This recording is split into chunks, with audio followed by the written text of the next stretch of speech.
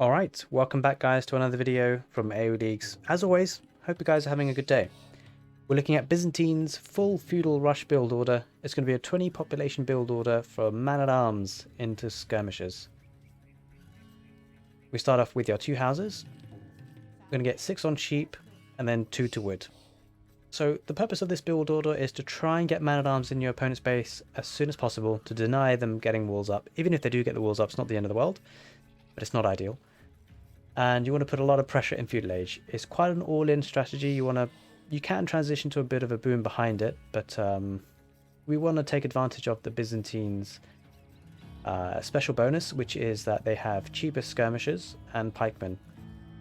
In particular, we're focusing on the skirmishers, of course, in Feudal Age, and we really want to kind of overwhelm them. It works really well if you're going for games against archer players, mostly because when you get the man-at-arms in their base, they're probably naturally going to go for archers, but then you've got your skirmishers to follow it up with. If you do face cav players, again, it's not really a problem. You can get a couple of spearmen to go forward with your skirmishers and man-at-arms, and you can get a couple of spearmen to stay at home in defense if you really need to. So we've got 6 on food on the sheep, there we go, and we've got 2 to wood. So the next villager is going to come out to get the boar. And then the next villager is going to go to wood.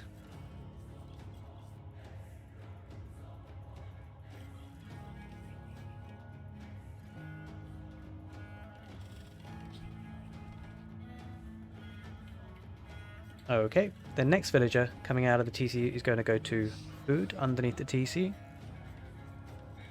And then the next villager is going to build a house and the mill. Now we will have written build order documents for this, so if you're interested, do drop a comment in the comment section below and we'll contact you about how to get hold of them.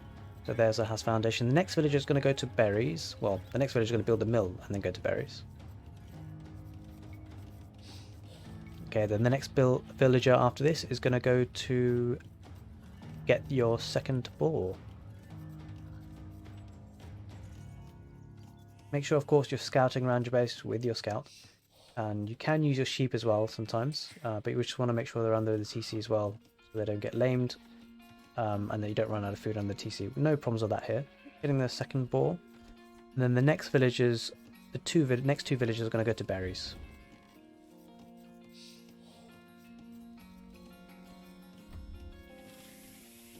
We do shoot the boar with the TC, of course, don't really have to do that. Just get the boar the way you normally do. But you'd want to get it under the TC as best as possible, of course. Okay, second villager out to berries. Now the next 2 villagers are going to go to food underneath the TC, and we're going to follow it up with the last villager going to gold.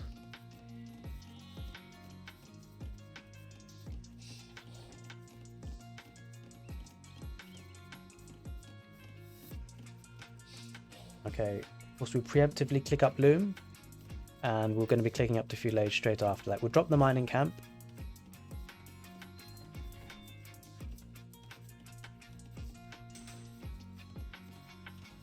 Okay, there's Feudal Age coming in. Hey guys, hope you're having a great day and enjoying this video. If you'd like to support the channel, please do hit the subscribe button, and to watch more content like this, hit the notification bell. Thanks, and let's get back to the video.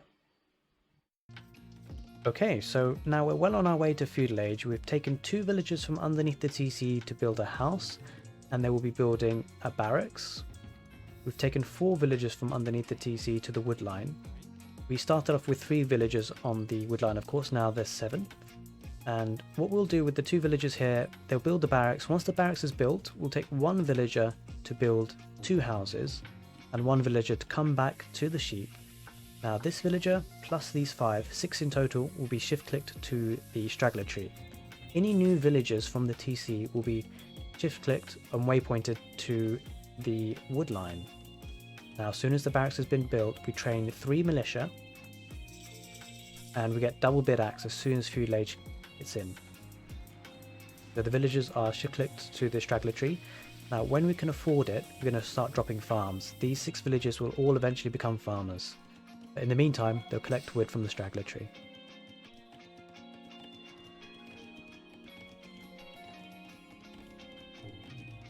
So far so good.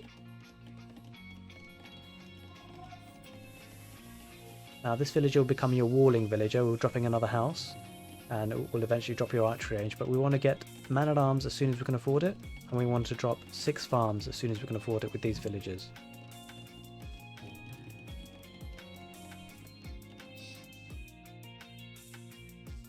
Okay, now at this point we want to think about our plans and what we're up against. If we're up against an archer civ, we probably don't need any spearmen, but if you're up against a cav player or cav civ, you want to get some spearmen to either go forward with your skirmishers or to stay at home to protect against a scout rush. So as you can see, we're queuing up some spearmen,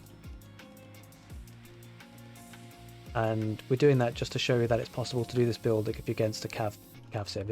It's better if you're against an archer civ, but obviously that's not something in your control. Okay, now that we've dropped 6 farms, we're going to next drop an archery range. So there we are, archery range going down. As soon as we've dropped the foundations for archery range, we want to click to get horse collar, and any new vills are going to start going to the straggler tree once horse collar's clicked. So we've clicked horse collar. Now we want to get the next villagers to the straggler tree, and then they'll be dropping farms. Again, we want to keep dropping houses because we want to keep the population space there. Now you want to keep your man-at-arms and scout alive for as long as possible, especially to await your arrival of the spearmen and the skirmishers that will come out. At this point, just need to keep dropping farms, get your villagers from the TC to go to the straggler trees, keep dropping farms, keep building houses. And what you'll want to do, once you can afford it, you'll want to drop your blacksmith. There we are, there's the blacksmith. Now we're going forward with our army as well, of course. Okay, now once you've got your blacksmith in, you'll be able to get fletching pretty quickly, pretty instantly actually, and keep dropping farms. Keep building your houses. And that's pretty much your build order in a nutshell. As you can see, we've got skirmishers being queued, villagers being queued, and very soon we're going to be able to drop our second archery range. Fletchings come in, and that more or less completes the build order. So the strategy from here is to really go full force into Feudal Age. Hopefully you'll have the units to counter whatever your opponent's doing. If they've got scouts, you've got your spearmen going forward. You've caused a lot of damage, hopefully by now, with your scouts, man-at-arms, and your spearmen, and now the skirmishers are coming in to join them. This is the kind of time where you want to keep dropping houses, get a second archery range, get padded archer armor, and you'll want to take these villagers off berries, or at least shift click them, because these berries are going to expire pretty quickly. Hope you found that build order useful. It's pretty aggressive, you can keep going pretty all in from here and it could work, but just keep an eye out your circumstances. You may need to just retreat and boom again, depending on how sort of successful you were with your early aggression. But it should be pretty good because, you know, you went up to 20 population Feudal Age. It should be quicker than your opponent. So hopefully you enjoyed that build order. Do let us know if you have any comments or you've tried it out and it works well. For more advanced players, of course, you've got deer here. You probably want to push those in.